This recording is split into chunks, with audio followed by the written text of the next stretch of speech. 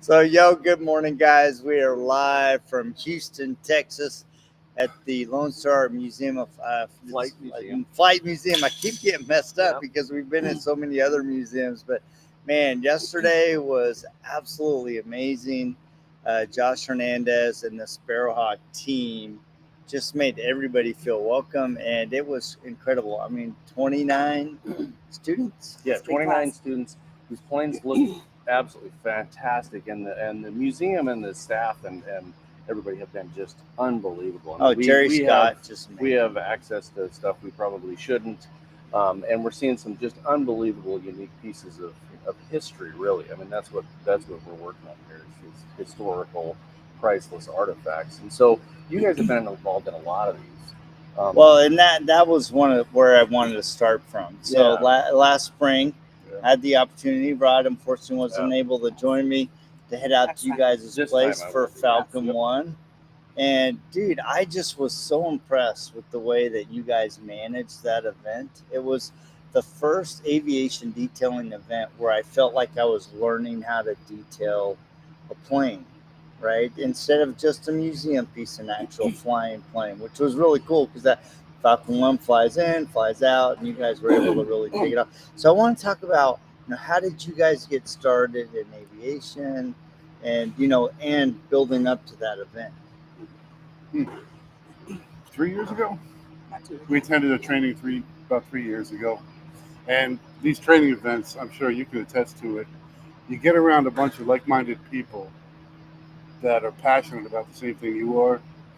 And when I go home, I'm on fire. And that was my first time in a big environment of an airplane hangar. And just the light. Yeah. Just watching jets take off while you're working and stuff. It was inspiring. Yeah. It was through. So we came back home and we had been talking with somebody that had a Lexus SUV, wanted us to detail it, and he happened to be one of the head. I'm not sure what his position was, but one of the head technicians of Associated Aircraft Group, and they had a hangar about this size, a little bit bigger, full of this. Well, we can't see it on the camera, but these Sikorsky S-76 helicopters. And he kind of helped walk us through what he wanted done. I've made things shiny for 33 years. Yeah. But like we're all learning in these trainings, you got to know what to touch, what not to touch, what to touch it with, what kind of chemicals you can. There's a lot of differences between vehicles, boats, and aircraft. Yeah. You can kill people.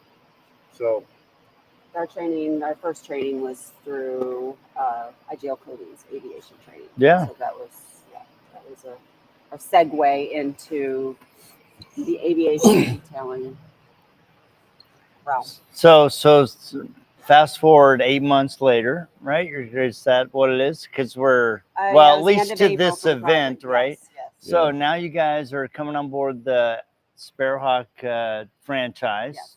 So I mean that's really exciting because Josh is doing some amazing things. Not only is he building the franchise, but they're creating the ADA, which is really tapping into something needed, specifically for the aviation, right? Yeah, because a lot of times she sees it all the time on a lot of the detailing social media groups. There's someone just, hey, I got this guy that wants me to do a Cessna. What should I do first?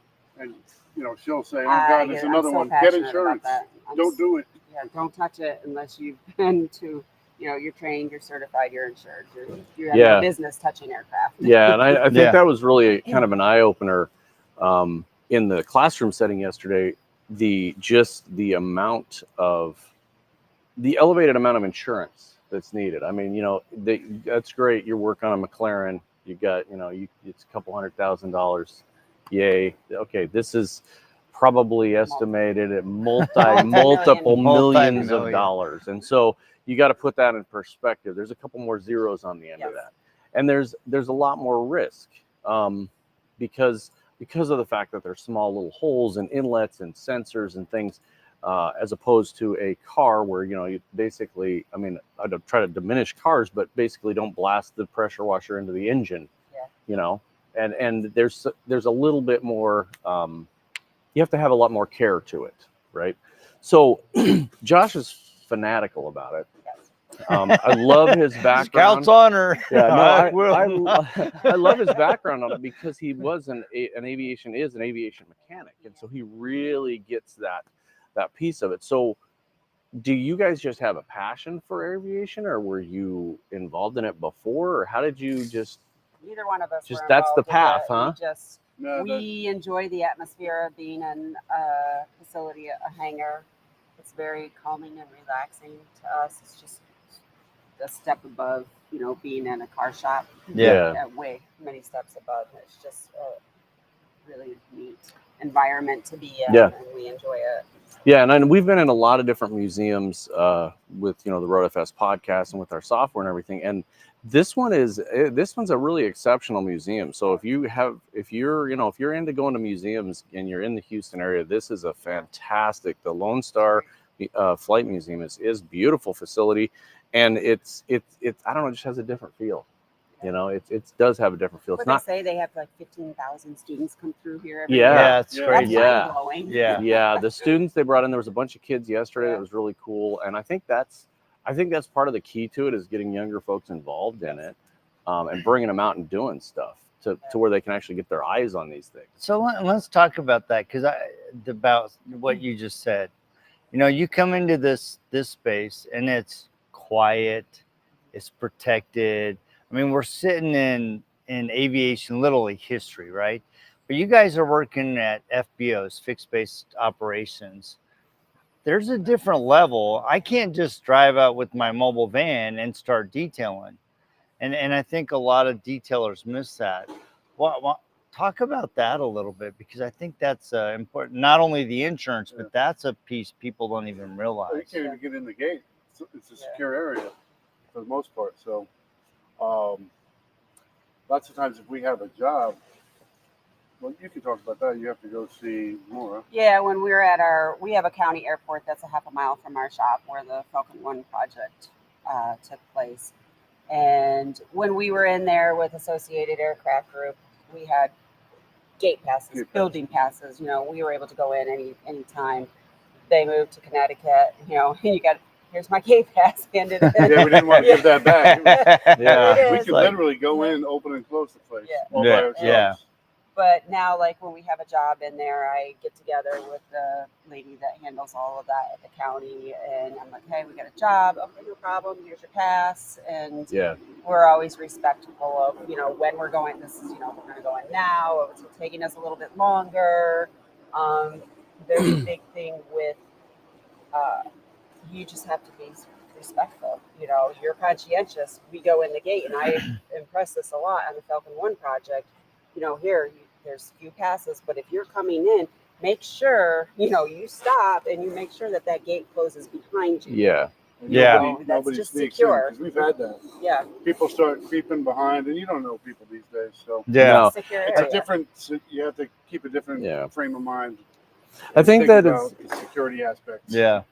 There's a certain amount of respect and reverence I'll use, because people ask me, like, I've had 2 or 3 people ask me this weekend. They're like, "Why are you okay? You're really quiet this weekend. You're really subdued." And because I'm usually the idiot, but the reason why is this is that kind of an environment. You have to give it some kind of respect and reverence, because you're not in an environment where you're going to be running around and being crazy. And this is a different setup. It's more of a professional setup. And I can't impress upon people when they ask, or when we get questions about, well, should I go into this kind of thing? It's like, you're going to have to assess that for yourself. Are you the type of person that can do that? I mean, Josh's example yesterday, you're going to have to pull your pants up. I don't care what your fashion sense is, but you're not going to have your butt crack hanging out, and you're going to look professional when you go in. So, because it's dealing with a different level of stuff, and I separate that out from just aviation from museum pieces. I love doing museum pieces because the perfection gets to go out the window, and it's more about preservation. But I think aviation is very similar to that, in the sense that these are flying. you know, we were looking at this Continental Airlines, which I panned to a minute ago, and somebody was asking yesterday, well, how would you ceramic coat the roof? And I said, you wouldn't. Nobody's ever going to be up there. Don't waste your time and their money. You wouldn't do it. So you guys work on a lot of private planes as well. So what is private right now? Yeah. So I mean, obviously I know the main difference is years of production, but what is the biggest difference when you're working on somebody's private plane versus something like this? You're dealing with the owner. A lot of times, to be honest, we haven't met the owners. We have gotten a lot of business from our mechanic shop within the airport. They call us. They say, hey, normally we usually do the details. We're too busy.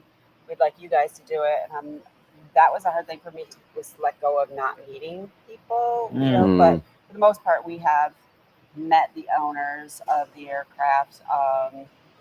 With the franchise, we're looking to get into the corporate side, because that's where your money is, to be honest, is into corporate. And without Sparrow Hawk, to kind of segue into that, without Sparrow Hawk, we wouldn't be able to get into the corporate side of aviation. You need the proper credentials and backing and things that go along with the growing national franchise. And the products. That's one of the things that I couldn't impress upon people even more is automotive products don't work on planes. I've got an example myself of working on a plane in a museum where we sprayed some stuff on a luckily it's a museum piece, and they were not using an aviation quality paint on the restoration because they were just trying to make it look good. So we sprayed a product on there that was not aviation certified, and it crinkled the paint and almost wiped it completely off the plane.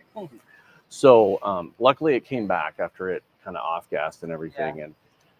But you know, that's another thing, is this is not, you don't use automotive products. You're not gonna pressure wash down the side of it. You're not gonna, I mean, there's a totally different mindset. And so I biggest thing I would say is I impress upon people is go to an aviation training by somebody that is certified and understands aviation and how you do it. You certainly wouldn't go learn how to, you know, give birth to a baby from your, you know, the guy at Albert's and their YouTube. So, you know, you have buns in the oven, baby. Right. It's a little bit different of a bun there. You don't 350 for 4 hours. So you're going to go to an aviation specialist just like you would on anything else. You know, don't learn how to work on a Ferrari from a guy that works on Volkswagen. So. No, that's awesome. Well, thank you guys so much. I mean, it's been so fun to, meet you guys back in the spring, but then kind of get to know you and become friends and associates. But it's been fun to watch you make these transitions. We're so excited. I mean, we're so excited. It was a natural one. Can't see all the stress. You know what? You guys hide the stress really well. But I think that's of all the people. I mean, we see a lot of people making changes in the industry and doing good for themselves. But this was a real natural one. We saw your post the other day, and you're like, "Oh, it's Sparrow Hawk." I was like, "Oh yeah, that totally makes sense." That seems like it was just a. We sat on it for quite a few months, and what's the right thing? What's the best thing for our business? And we kind of, I guess, realized that we weren't going to continue to be able to continue into aviation without the backing of a national franchise, the way things were headed with the insurance industry. And the way it happened too was we were bringing, you guys remember Michael from Norway? Yeah.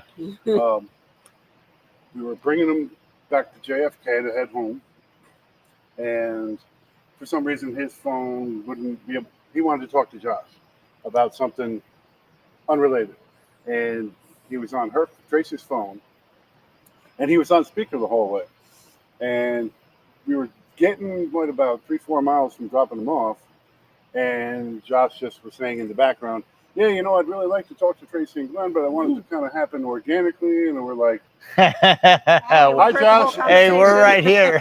And we literally talked to him the entire way. That's home. awesome. And we realized it was a network of what he had in mind was, you know, setting fireworks off in my brain, and led to this point here. So, that's awesome. Well, and it's super excited for you guys. This is fantastic. Awesome. We love being involved in when the industry makes positive changes and positive people, and it's the attitude of this event has been fantastic. Yes, you should have come. You know, Great, what are you great. thinking? You know, you should next time just buck up and go. You know? And yesterday it was amazing to sit over here and watch. I mean, you were bouncing around helping people. Josh was, and to see the the buzz of people all working on these two planes. I mean, to have 40 people either on the plane or coaching, teaching was amazing. I mean, you guys hit it out of the park. Nothing got broken. And that's important, right? Because we talked about it. I mean, some of these parts on the bottom of the plane, $6,000 just to replace. I mean, it's a different level of a bump. So, especially on one of these. I mean, these are you can't just call up, your Shucks Auto Parts and be like, hey, I'm working on this 1932, canvas biplane, and so anyway. Well, cool. Well, we need to get back into the shop. So Josh has a full day planned for us. We wanted to pull the Urfers aside because, man, we've just been so excited to watch their journey this year, to get to know you guys. Excited for the Sparrow Hawk Detailing. Josh, as you guys pointed out, has a huge vision. The Aviation Detailing Association will be coming on board 2024. So you'll want to make sure that you're involved in that. So if and you're one other interested thing in aviation, you got to get connected with Sparrow Hawk Detailing. Tracy and Glenn are glad to help you. Josh Hernandez, there's an incredible team here, and it's just a great opportunity. And you were going to say... I was going to say, and you might want to check out some RoadFS software in 2024 for some things coming for the aviation industry as well. Which we already have. We have some other 5%. Things. We have some other things coming. Yeah, it's cool. Rod and keep your eye on that. Like Rod and I have said, our developers hate it when we go on one of these trips, because we always come back with enhancements that are going to come your way. They're like, all right, when do you want it? Well, yesterday. But that's all good. So anyway, thank you guys so much for tapping in. Thank you guys for joining in, and we will see you.